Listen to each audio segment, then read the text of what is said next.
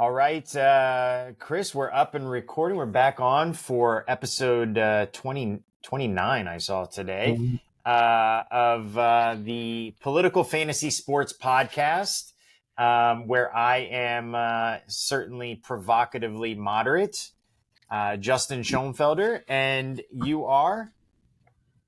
Cynically professional. Chris Matola, political consultant for 40 years. I like it. Cynically professional. That's a good one. Speaking of cynic, cynical, yeah. Yeah, and maybe it swings either way.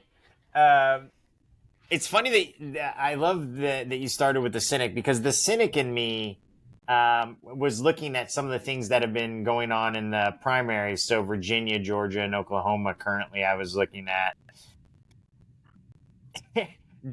Did Bob Good lose in Virginia? I think he's going to lose. I don't know if they've called it yet, but it looks like over 96% is in. He's down by about 1.5 points. Did he lose simply because he endorsed DeSantis initially before he did a mea culpa? And is that why he lost? Because Trump, came out and supported his challenger? No, I mean, it didn't help. Having done a career of winning moderate Republicans, you can survive anything, really, but what you can't let it be is a proof point. You can't let it be a proof point to define you in a Trumpy electorate or a conservative electorate or a pro-life electorate, or take your pick. And what these kind of not particularly competent re-elects do, or primaries do, is that they let themselves be defined by certain things. I just did a primary where it was 7 guys, or 13 guys, but 7 were real, and 5 had money. Our previous job had been working in the Biden Justice Department. Well, we're now going to be the congressman. It's a safe district. The Democrat will beat us this fall. And because we run a very smart campaign and didn't let ourselves be defined by that. And and the truth of the matter is that that's not who the guy was, but it certainly was an attack point for them. And that's what we were attacked on. So campaigns that do stupid things then go, oh, woe is me, it's the environment I'm in. Fuck you. You're a professional. You're supposed to be doing this job. And so I have no sympathy. So, I have not gone in and looked under the hood of the campaign, but, my guess is it's more consultant malpractice than this guy supported that guy or some this bullshit like that. Well, it's an interesting thing about Bob Good. I mean, he's the chair of the Freedom Caucus, and he was part of that. So just from what I've read about him, he was he was instrumental in removing McCarthy. So McCarthy targeted him, which is more of an establishment Republican, and Trump targeted him because he shot him in the foot. He shot himself in the foot when he came out in favor of DeSantis. It seems to me that he had a bit of an overinflated view of himself, that he thought he could start a 2-front war, one with McCarthy and the normie Republicans, and one on the right with the MAGA Republicans. And it looks like he just got squeezed. I mean, he may survive. I don't see how the numbers are going to add up for him. I think he's done. Unless they had this giant absentee ballot program, which even with that, I don't think is enough for that. They'd have to break too hard for him. But and again, so in that, I mean, no sympathy for me for being a jerk off. I mean, that's kind of, he lost the jerk off primary. Who's the jerk off? Oh, it's you. Right. Yeah, know which side you're on and be on that side in politics. Like you don't start a 2-front war. You know what I mean? Guys like that. Yeah. No, I would say guys like that, in my experience, and again, I don't know him at all. Maybe I'm totally wrong in this. guys like that who do those kind of things insist their staff calls them congressmen, you know, and it's Right. like that kind of thing behind closed doors. Don't Now, call me Bob. Call me Congressman. congressman, you know, and again, when you're in public, everybody says congressman, just as a courtesy. But like, he strikes me as that kind of guy. Like, oh, don't just, he's the congressman, and it's just like, Jesus Christ, you know. Right. Virginia is interesting. So it looks like also Vindman is going to take it on the Democratic side in the 7th. Mm-hmm. Does he have a shot in hell of beating Anderson, the Republican, in that district? I mean, this was Spanberger's district, so Yeah. I think a very moderate Democrat district. But it looks like, just trying to read the tea leaves and looking at turnout and stuff like that, it looks like it's going to be very close between those two.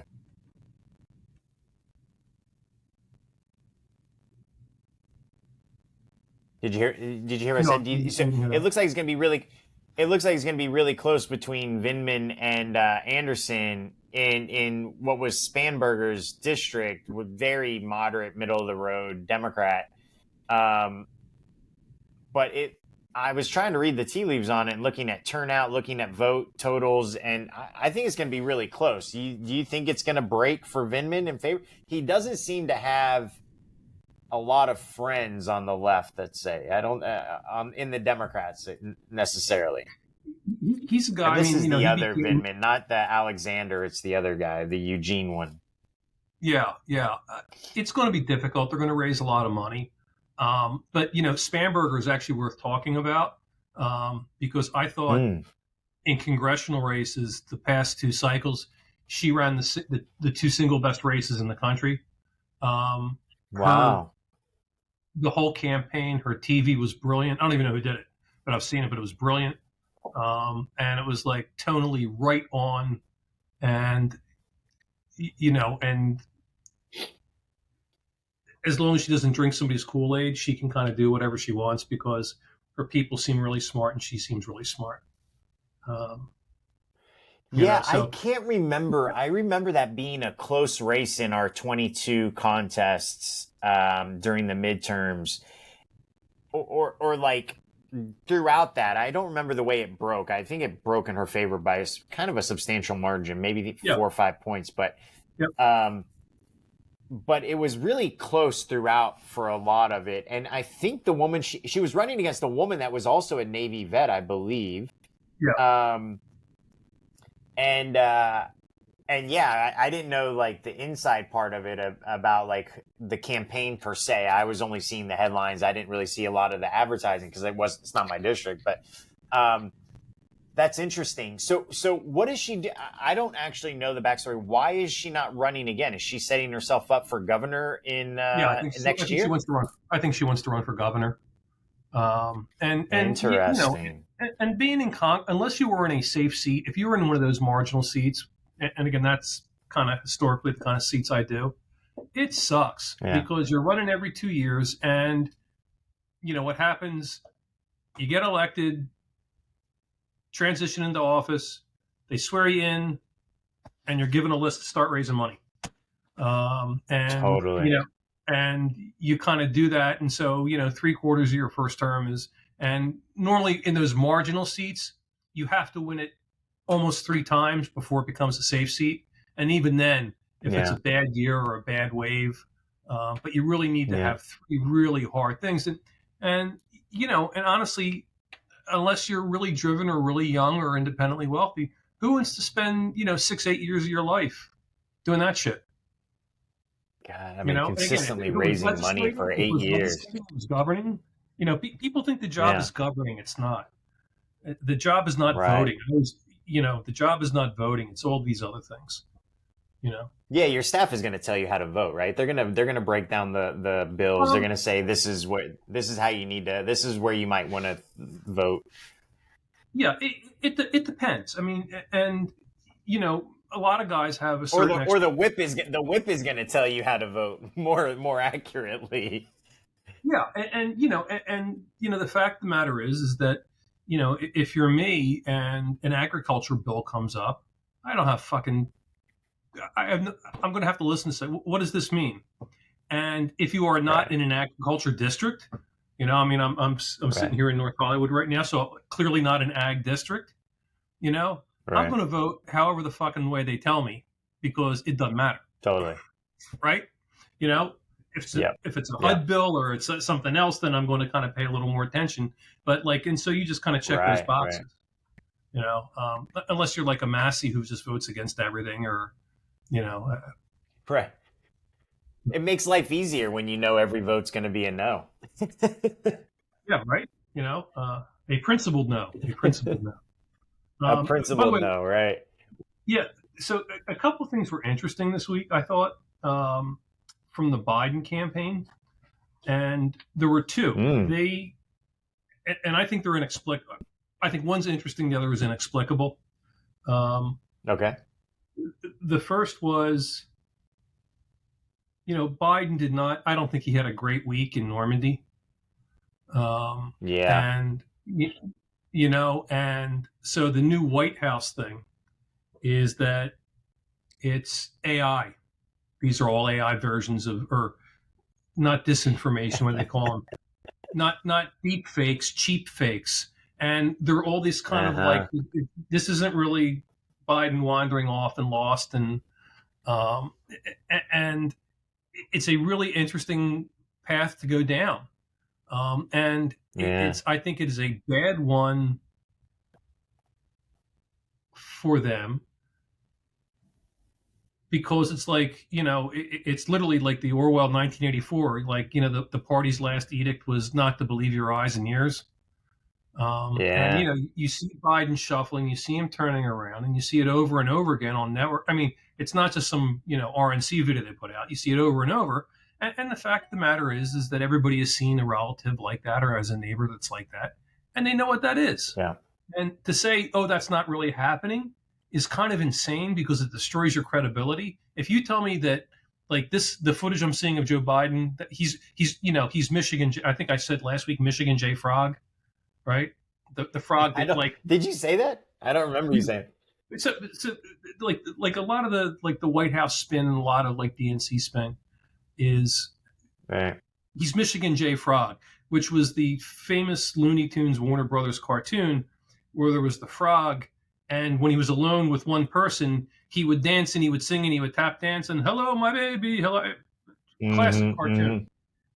When he was with other people, it would just sit there and go ribbit, ribbit.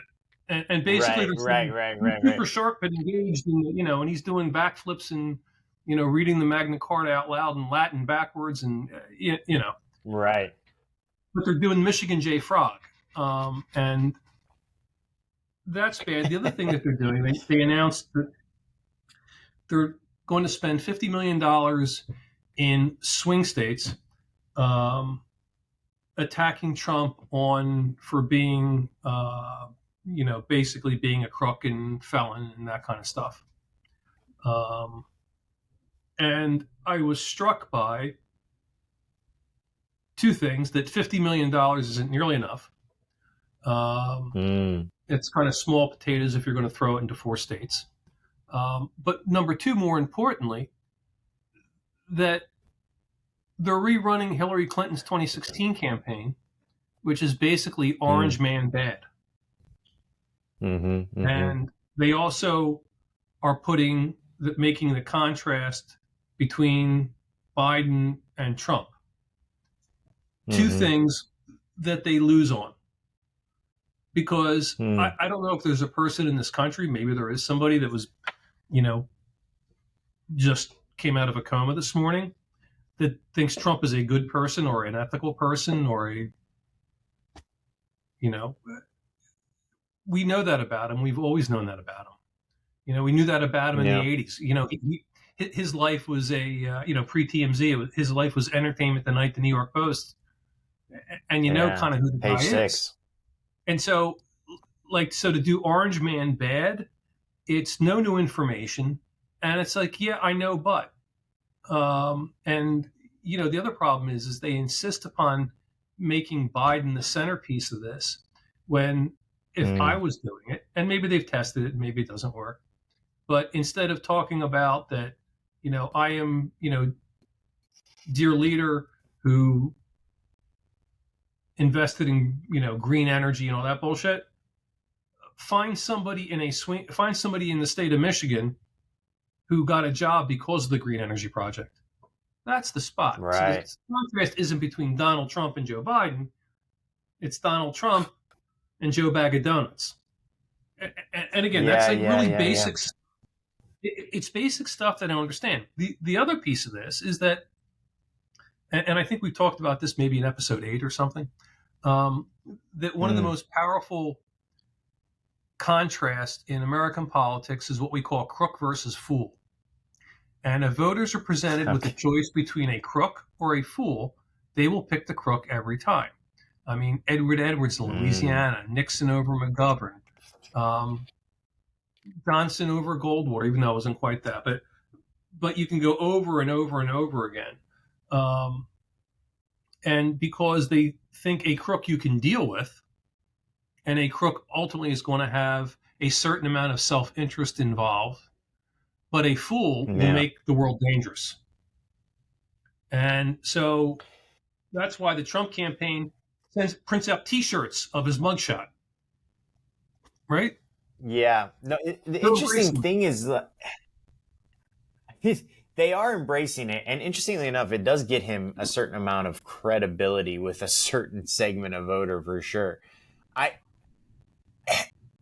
What I'm struck by is if you watch Donald Trump's rallies, or if you get clips of his rallies, just like they have clipped Biden's rallies, he seems senile as well. To me, they both seem senile. One just has more energy. That's really kind of what it comes down to me. They're both more than a little crazy and losing it, and one has way too much vigor, or one has more vigor. Yeah, but by the way, and which is why the Trump campaign, like crook versus fool, is also another version of the lesser of two evils. And the Biden campaign wants to do this hagiography that, this is the great man in the White House, and nobody thinks that. If you want to say Joe Biden is the lesser of two evils, if you want to say Joe Biden's the lesser of two evils and he's protect your right to abortion, that's a compelling argument. Okay. Right? Yes. But Donald Trump is a crook and Joe Biden is ethical, because the other problem with the ethical part of this, and I had a Zoom call earlier this week, and boy, you would have loved to have been on it. And it was a bunch of old head political guys like myself. Of the guys on the call, I was far and away the dumbest. And it was just a gossip section of, graybeards.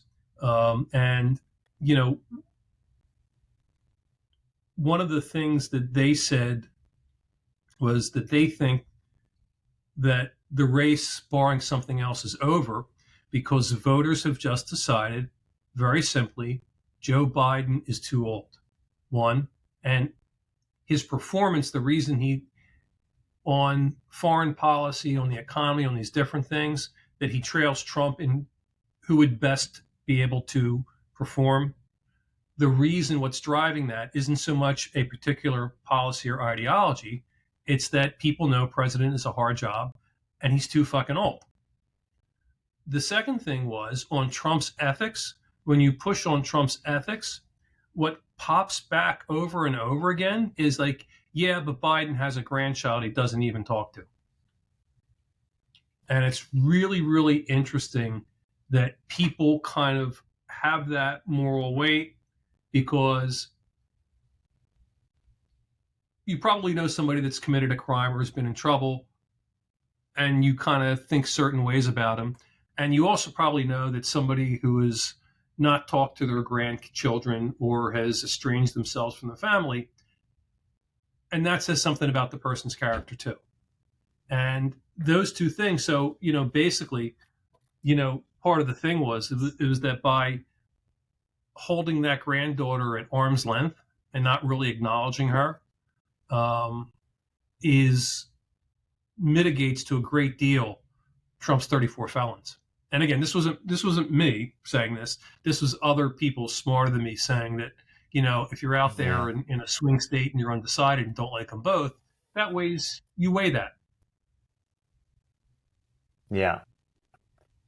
Interestingly, I don't agree that the race is over. I think the race will be over potentially after the first debate. I think that there is a reality, or there is a potential where the debate goes well for one of them and not the other, and that will be the define. And they won't even need a second debate. I think that will be the determiner. Mm-hmm. I think it's next Wednesday, next Thursday, June 27th. If there is a glaringly obvious thing, the way that goes, and it doesn't have to be who's oldest, who seems most senile. It could just be similar to last time. Donald Trump is over the top, aggressive and angry and kind of losing it and foaming at the mouth. And Biden is more calm and under control. Could be that. Even if he's only calm and under control, because in reality, he is a bit out of it and doesn't really care. As long as it doesn't perceive that way, he would win that, right? So I think I think the first debate will determine the presidency, actually. And I think they'll probably cancel the second presidency the second debate if that's what happens. What strikes me though is I was listening to a guy on a video post on Twitter, and a guy went through where gas prices were when Donald Trump came into office, where unemployment was, where the economy was, went through all these metrics and said what was accomplished. And if you go from the moment he took office during the longest period of job growth or unemployment dropping, or whatever, however you want to frame that, in history. The S&P had been continuously growing for the previous 5 years or whatever it was. Like, he took over in very ideal times, right? The only thing he really passed, any legislation of substance, was the tax act. And I think he wasn't. I'm sorry. And what? And the border. Right. Exactly. So there was no legislation there. So this was like legislation, but I would say this: there were things that weren't mentioned. The border.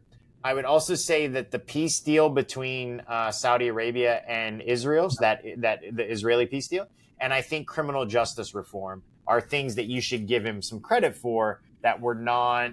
The criminal justice reform was legislative, but I think he should get credit for that as well. So then when the biggest test came along, which was COVID, I don't think anybody would argue that it was handled well, right?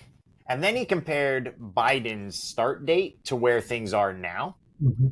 And when you look at it in the totality of that, you think to yourself, how is this even close? Because if you look at the quality of governing, and I'm not even saying that Biden's the one doing this shit. To me, that doesn't even really matter as much. What I'm saying is that if you look at what's been done, the CHIPS Act, the Infrastructure Act, and personally, people don't like it when I say this, I think he's handled Ukraine and Russia masterfully. We've been able to bleed a strategic adversary for this long without putting any Americans in. It's basically like we did in Afghanistan in the 80s to run. I think it's a masterful thing that he's done there. I think it's risky and it can always move, but he's done well there. So me saying all of that was simply to say, I am not bullish on Biden, because if all of that is accepted as true, yet the conversation, the storyline has not evolved past he's old, or it's still close. The other guy's a convicted felon now, and it's still close. No matter what you've done for us, I think you've lost the narrative. I don't know how you regain it if you lost it like that. So what do you think? Do you agree with those accomplishments, or that kind of looking at the presidencies? No, I don't. Interesting.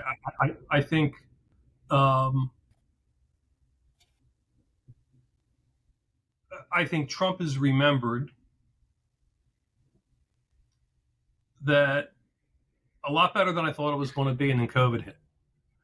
I thought that mostly due to hubris, they absolutely blew the COVID thing, because there has never been a faster vaccine developed, which everybody said. I mean, the smartest thing they did was the way they developed the vaccine, and in terms of getting it out. And you can go back to October of 19 and the Democratic debates, and they were calling it Trump's vaccine, and I'm not going to take it. Nobody should take it. It's dangerous. Like, he was Right. cooking it in the fucking White House swimming pool. But his kind of over the top idiocy, long babbling press conferences poisoned that well. Right. He could have actually taken credit for it, but I think that what Biden benefited from, I mean, Trump came in at a high floor where things were not terrible, and they remain not terrible. People were squeezed, certain things happened, blah, blah, blah, blah. Biden came in a low floor because it was COVID. And so all the jobs and everything else coming back was just all a result of returning back to the mean, returning to the watermark. So, basically, I think that Biden came in when everything was so low, it couldn't help but rise. And I think that the reality of it is that he said, I'm going to restore normalcy in means. And you've got two wars. You've got the worst inflation since the early 80s. And again, prices on things that people need to buy, like gas and food and housing, are a third plus more than they were under Trump. And he's got to own that. And I think that combined with his age, and not to mention, you turn on the TV and people are running around in the cities in college campuses doing "Kill the Jews," and yeah. And that kind of civil unrest. We were promised. I mean, all the George Floyd riots. Not the protest. Everybody thought, okay, it's great with the protest, but when start burning down cities and stuff and firebombing police stations, people want enough of this shit. And I think when they see stuff on college campuses, which are taxpayer funded, they go, enough of this shit. And the latest Biden thing, which I don't think will make it through, but basically to grant some kind of a path to citizenship amnesty to like 150,000 non-residents who have some kind of relationships or spouses. Yeah. I mean, you are out of your fucking mind. I mean, that's like, even if it's a good policy, yeah, it doesn't play well. You don't do it now. You are out of your fucking mind. And again, yeah. and it's like student loan. It's like the student loan stuff. Nobody is for that, and nobody has any sympathy for them. And because I think at the heart of it, I think you could get away with doing student loan stuff if you said, we are going to change the system, and these kids have been essentially ripped off by a bad system that the federal government's partially responsible for, and so we're going to clean up all the really egregious ones based on your income or your lifestyle or whatever the metric is going to be. But this is how student loans have to happen in the future. And basically what they're doing is, they're paying off, universities and colleges with billion-dollar endowments. That's what they're paying for. That's the thing I hate about what Democrats do, is they frame it as a gift or they're doing something for people. But what it really is a transfer to the corporate greed behind the people. It's like the thing that always pissed me off about Andrew Yang, although it's the only thing really that kind of annoys me about him, is this like universal giveaway, or like $1,000 a month minimum universal minimum income.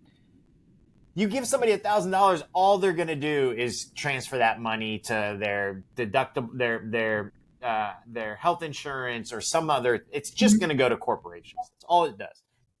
my point has always been you'd be better off to take that money and do something for people like universal health insurance, where people don't have to continually come out of pocket, which is why most people in this country declare bankruptcy, is because of a health cost. So that shit annoys me 100%. Let me ask you this. So Biden campaign, do you agree that June, the first debate will potentially determine the presidency?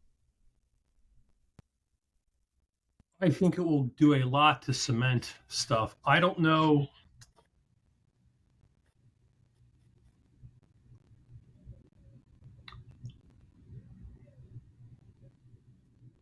I think it could lock stuff in permanently. If Biden has a senior moment, I think they need to think about, like, either we're going to replace him on the ticket or we're going to lose the presidency no matter what. Right. I think if Trump has a Trump moment, which God only knows he can go off with some tangent. I mean, I can see an election where Trump has this wrapped up by Labor Day and then spends the next 3 weeks talking about stop the steal and other insane bullshit, and allows Biden to come back into the race. I can see that happening. That's certainly true too.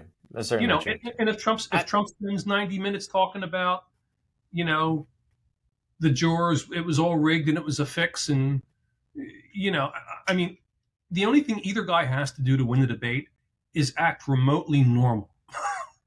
But by the way, going back to Spanberger in Virginia, when you see her talk, when you look at her and you hear her speak or TV spots, you kind of go, "Oh, she's fucking normal. I can vote for her." Right. Right. And so I think the job is to be normal and likable. Because you're not going to. So that's the thing that's the thing I don't understand. So you talked about like the BLM riots and burning shit down and stuff, and here's what I would say is the difference, and this is why I don't ever hear people say this. The difference is Joe Biden never came out and said the Black Lives Matter people that were arrested for burning shit down were political prisoners. But Trump comes out and he says the people in prison for rioting on January 6th, I'm not even going to say an insurrection. Let's just say a riot. Let's just say it's the exact same thing as Black Lives Matter at the Capitol. Whatever you want to call it. He comes out and says they're political prisoners because they're now in prison or they're now facing charges or they're whatever. That is a huge difference to me that never gets talked about. Okay, good. You have Black Lives Matter. You have these people on January 6th, whatever. Tit for tat, great. The difference is one guy says these people are political prisoners. The other guy says nothing. He says, okay, the justice system's working. They burned some shit down. They should go to prison. I don't understand. Like, it seems to me like as I sit back, I just see like such a double standard in behavior. And it's like, it's the same thing with Israel. The left says Joe Biden is like a war criminal, the genocide Joe, all this shit. Well, at the same time, Trump can say, and they'll say, we're never voting for you. And then Trump will say some outlandish shit like, they need to finish the job. They need to go, basically encouraging more of the same. And they're basically saying, yeah, we want this guy because he's not genocide Joe. And I'm like, yeah. Think about what you just said, though. There's no common sense in your position.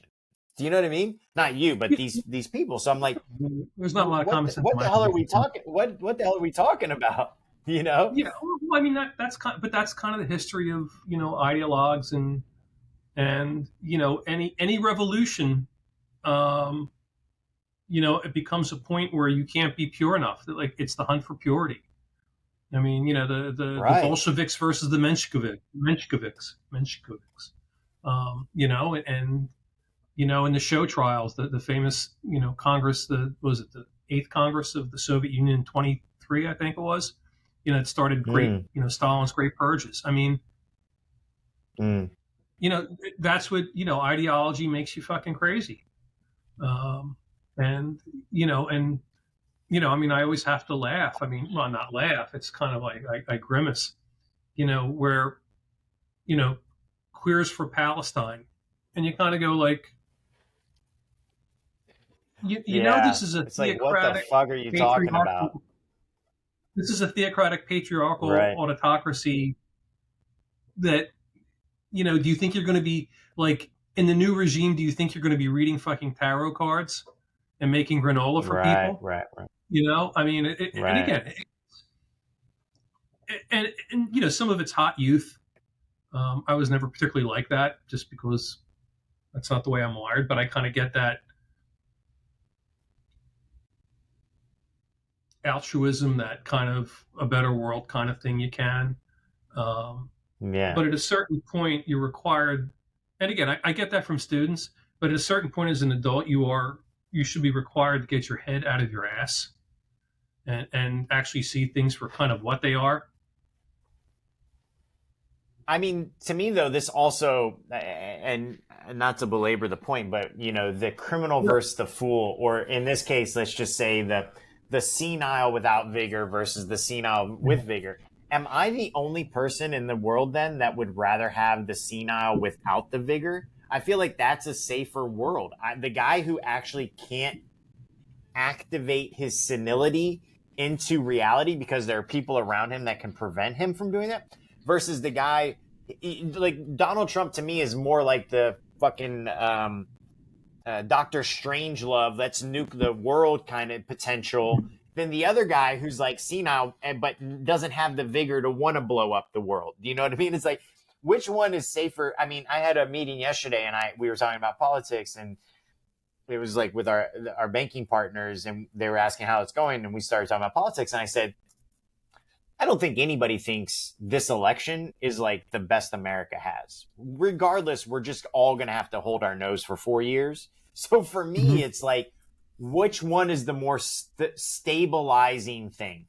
The senile guy that doesn't have the vigor to hit the button, or the people around him will stop him from hitting the button, or the guy who's senile but has the vigor to be like, fuck you, I'm hitting the button, and will hit the button. You know what I mean? And we'll install people that won't stop him from hitting the button. Yeah, it's like, which one is safer? And for me, which one is actually safer for the world? You make two arguments, one which I'll agree with, one which I won't. And part of the problem with the back end of the second part of your argument for Biden is that under Biden, we have two wars, economic, I won't say crisis, but nobody's happy with the economy. And you've got people rioting in the streets and rioting on college campuses. So you can't say, I'm the normalcy, I'm the sedate guy. When the comparison you want to draw is exactly a comparison they should be doing. That, we don't want the Trump craziness anymore. It's exhausting. I mean, Trump was exhausting. I mean, he was exhausting on the news. He exhausted you kind of listening to him every day. And voters felt that, and they voted for Biden for this kind of thing. But the Biden campaign, and again, if there's a book, Richard Ben Kramer wrote a book, What It Takes, that was published in 1990 or something. And it's about the 1988 presidential election.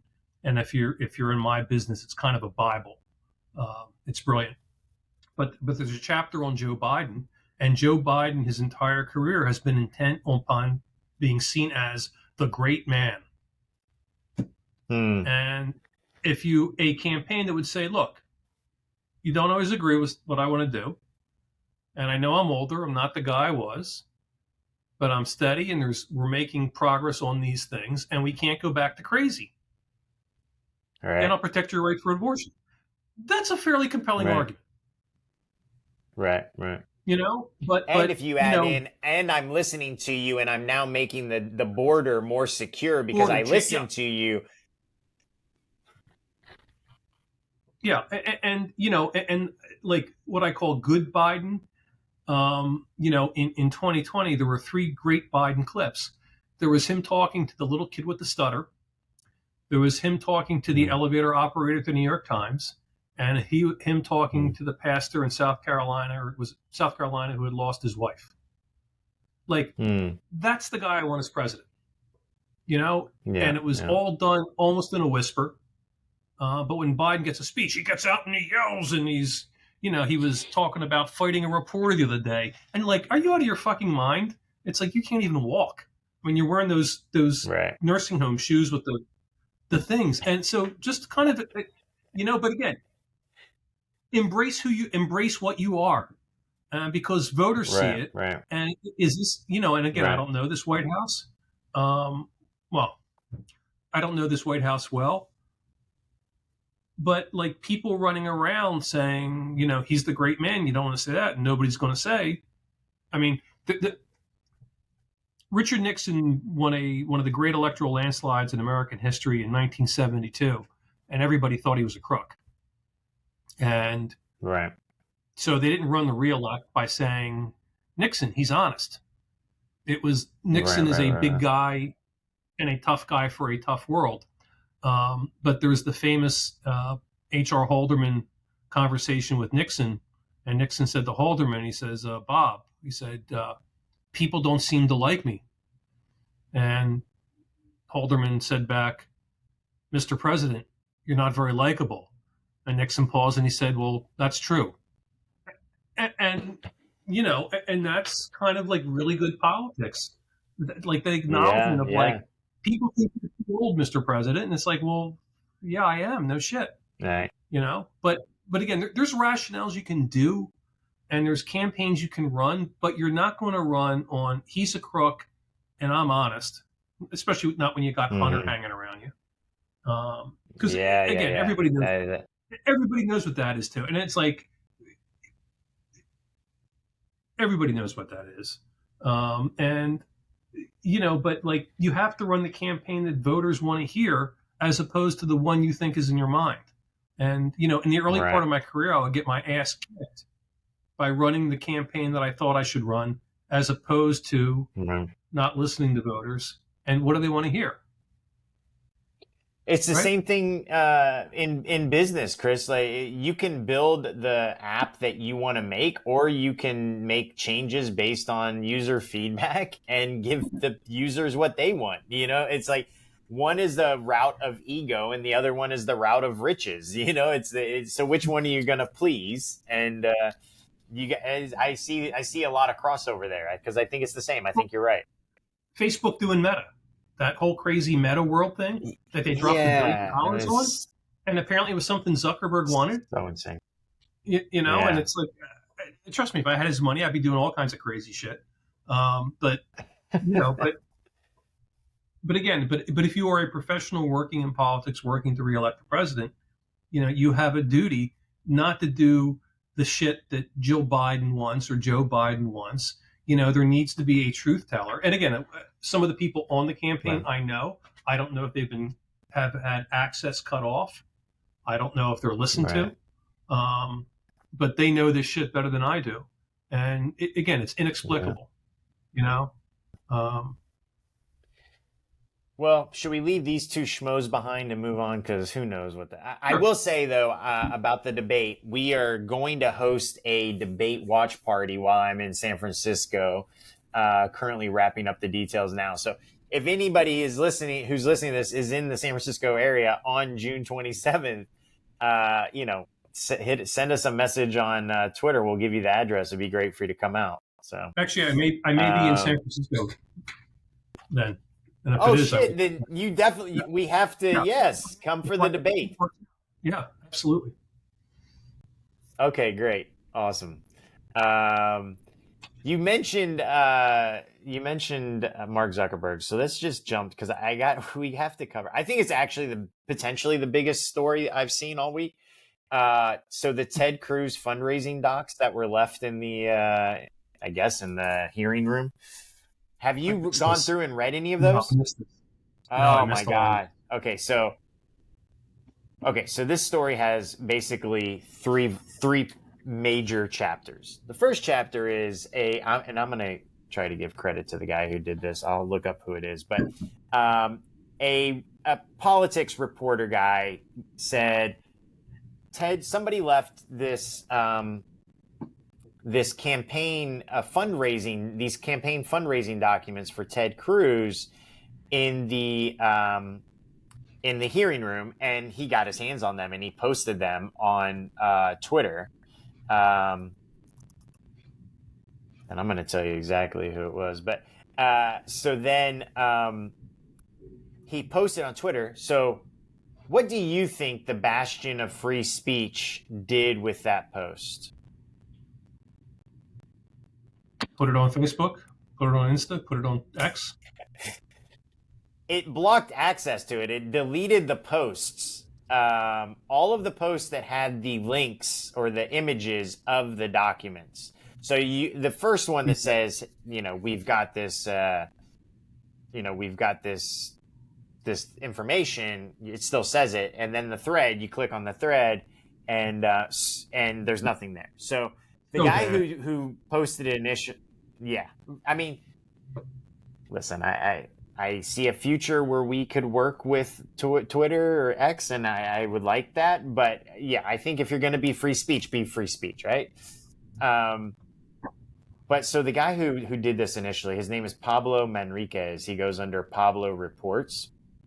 You can look and see his original post. It's all blocked. Everything after that in the thread is blocked now. But some people said, but it's on the Internet Archive. So I have a link and I'll put it in the notes. So if you go to the Internet Archive, and I'll share it with you offline, you can see it, okay? So what I love about this, by the way, is these are all of his prep documents for meetings he's going to have with, the first one is Ambassador John Loeb at Cipriani in New York.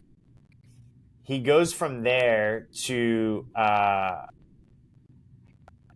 Mr. Lauder, who was also an ambassador to Austria under Reagan. My former client. Watch it. My former client. Oh, really? Interesting. Yeah, because it says here, what was his... the president of the Museum of Modern Art. Is that what he is now? Yeah, he was also the Deputy Assistant Secretary of Defense for European and NATO Policy. Yeah, no, he returned to New York in 1987. To who? He's one of the heirs to Estee Lauder. Estee Lauder, the makeup line. Oh, wow. Okay. Interesting. He has maybe one of the great private art collections in the world. Modern art collections. Definitely somebody you'd want to go to fund your Senate campaign then. Yeah. Ronald's a good guy. I like Ronald. Mike Novogratz, who's the CEO of Galaxy Digital, who I guess was a supporter of Hillary Clinton previously, and Marvia Shankin, communications founder and chairman, I guess, of the Shankin Institute. I have no idea. Anyway, the story has 3 parts. It was found. Did he leave that behind? Because who else left that? I mean, who's going to take the fall for him? But it sounds to me like he left it behind. Nimwit. So that's the first one. So Pablo posts this. The second chapter is the bastion of free speech doesn't actually allow free speech when it isn't, for whatever reason. I mean, you could maybe make an argument these weren't public documents or they were attained in some way. That's actually what journalism is, though, by the way. You get all kinds of shit you shouldn't have. And then the final one is, you see, there's more to this list, but these are the big ones that he was going to New York to meet with. Any chance this hurts or helps him raise money from these people now that their shit has been publicly broadcast? Is this going to hurt his fundraising, is my point. No. He or somebody's going to have to eat shit. Somebody's going to have to eat shit because it's like a politician raising money from rich people. Oh my God. But I think the more disturbing part is that, it being blocked on Twitter. And, I don't know if you read Matt Walter-Kern and Matt Taibbi, their newsletter Racket. And no, I didn't know they had a newsletter. It's really worthwhile. It's really good. It's one of the few subscriptions I have, and it's like a lot of times I have to think of it's disturbing. Okay. It's really good reportage, but the kind of, you've got to let this shit out. Just like when people blocked when the media and Facebook and Twitter blocked the Hunter Biden laptop, Right. when Exactly. the Pentagon That was also a laptop it's like that those people should not have had access to, right? Talking right. about access, that wasn't obtained legally from Hunter. He didn't like say, "Here's my laptop," right? No, But it's newsworthy. It's journalism. No, it was a shop and it was legitimate, and and the worst part of that was that the FBI had already had the laptop. They knew it was real, yet there was this manufactured, was it 51 security heads say this is probably Russian, which everybody knew that was bullshit. And and the platforms, Facebook and Twitter, said, "Oh, we can't show this," and which is kind of insane. And even if they didn't totally block it, they dampened it. And to me, this is the same thing. Unless it's something that's putting somebody's life at stake, like here's a list of spies working in China. Yeah. If it's raw intel, right? Yeah, of course. Something like that. But yeah, no, it's bad, and and people are sophisticated. Voters are sophisticated. They understand. They know what addicts do. They know what millionaires do. They know what politicians do. I mean, and I think the dangerous part is not so much that this will damage a reputation coming out. It's that, media platforms calling balls and strikes and saying this is legitimate, this isn't legitimate, depending upon who your team is. Right. And that's really dangerous. And again, going back to my first point about the White House calling actual news footage cheap fakes or manipulated, edited, or AI or whatever fucking insanity they're doing now. Are you going to see the press when the White House says no, this is AI manipulative, to block it? I mean, people editing videos to show their opponents in their worst light has been done, since the history of broadcast, for Christ's sake. I mean, Adlai Stevenson used that against Dwight Eisenhower in '56, for Christ's sake.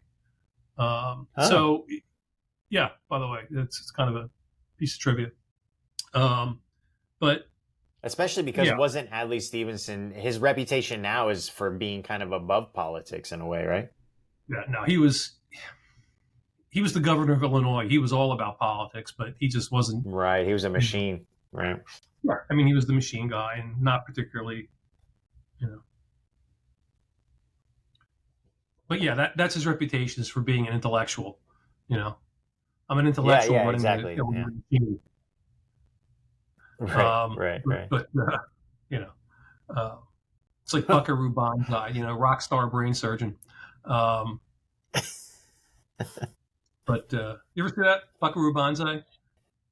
Across the 21st century? I've never. No, it's kind of a cult classic. It's kind of like a midnight movie. And he's a rock star scientist, and it's a hoot. It's a parody, and it's a.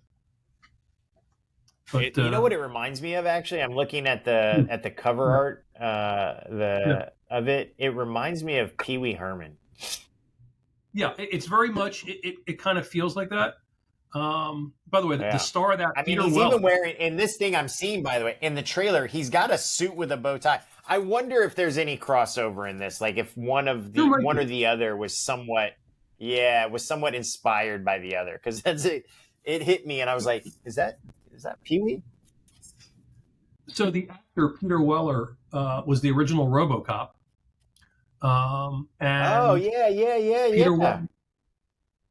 And Peter Weller is a PhD in medieval studies right now. And I've been I was on a tour with him in Italy.